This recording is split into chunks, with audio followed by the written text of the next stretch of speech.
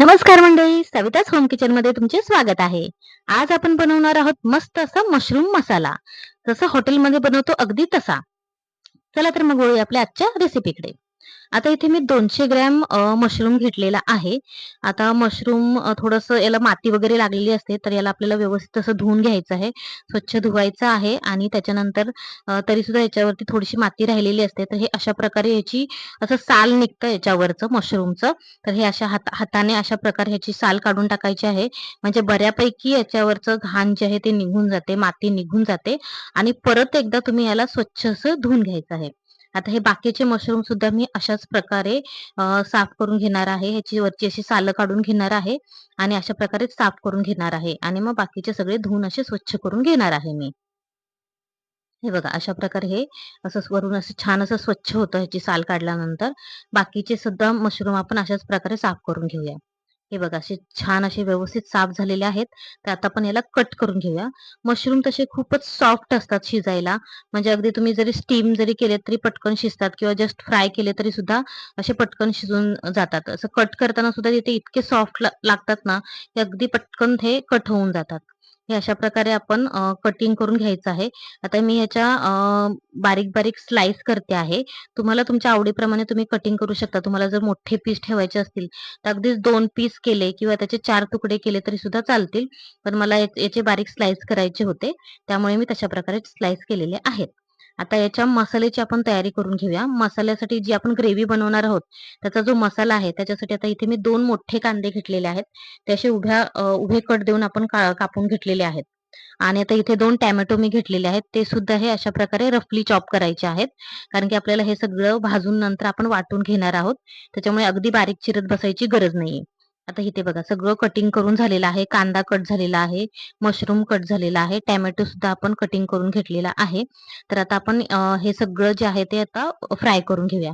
आता एका कढाईमध्ये मी हा जो आपला कटिंग केलेला कांदा जो आहे, तो टाकून घेतलेला आहे. कांदा व्यवस्थित असा परतून घ्यायचा आहे. थोडंसं कांदा भाजताना मी तेल टाकलेलं आहे. म्हणजे कांदा जो आहे ना, तो एकदम छान असा खरपूस भाजला जातो. कांद्याचा थोडासा असा कलर चेंज व्हायला लागला, की मग त्याच्यामध्ये आपण टोमॅटो घालून घेणार आहोत. आता हे बघा बऱ्यापैकी कांदा आपण भाजून झालेला आहे. मी टोमॅटो सुद्धा टाकलेला आहे. टोमॅटो सुद्धा छान सॉफ्ट होईपर्यंत आपल्याला परतून घ्यायचा आहे. म्हणजे वाटताना जो आहे तो टोमॅटो असा व्यवस्थित स्मॅश होतो आणि असे एकदम छान ग्रेव्ही होते आपली. आता टोमॅटो सुद्धा थोडासा आता सॉफ्ट झालेला आहे. आता इथे मी काजू टाकलेले एक 7 ते 8 काजूचे तुकडे, लसूण आणि 1 इंच आलं हा मसाला टाकलेला आहे आणि हे मसाले परत एकदा मी असे छान असे खरपूस भाजणार आहे. हे बघा आपला मसाला छान असा व्यवस्थित भाजून झालेला आहे. आता याला आपण थंड करायला ठेवूया आणि थंड झालं, की मग आपण याला वाटून घेणार आहोत. आता मसाला आपला छान थंड झालेला आहे. आपण वाटायला घेऊया. वाटताना आपल्याला याच्यामध्ये थोडीशी कोथिंबीर टाकायची आहे. म्हणजे छान असं मस्त कोथिंबिरीचा छान सुवास येतो. हे बघा अशी कोथिंबीर मी टाकलेली आहे आणि मसाला एकदम मस्त छान फाईन पेस्ट करून घ्यायची आहे. एकदम बारीक वाटायचा आहे मसाला आपल्याला इथे. आता आपण इथे याच्या फोडणीची तयारी करूया. आता एका कढईमध्ये मी थोडंसं तेल टाकलेलं आहे आणि फोडणीसाठी आपण एक तमालपत्र आणि थोडंसं जिरं टाकलेलं आहे आपण याच्यामध्ये. जिरं थोडंसं तडतडायला लागलं, की मग त्याच्यानंतर आपण इथे एक कांदा घेतलेला आहे. उभे स्लाइस म्हणजे अगदी बारीक पातळ स्लाइस करायचे कांद्याचे आणि अशा प्रकारे कापलेला कांदा आपण ह्याच्यामध्ये टाकायचा आहे. कांदा छान असा परतून घ्यायचा आहे. आता यावेळी कांदा जो आहे तो एकदम छान गोल्डन ब्राउन होईपर्यंत आपल्याला फ्राय करायचा आहे.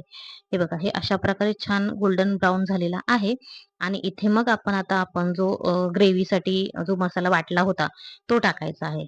हे बघा अशा प्रकारे छान असं मस्त पेस्ट झालेली आहे या मसाल्याची. आता हा मसाला सगळा परत एकदा व्यवस्थित भाजून घ्यायचा आहे.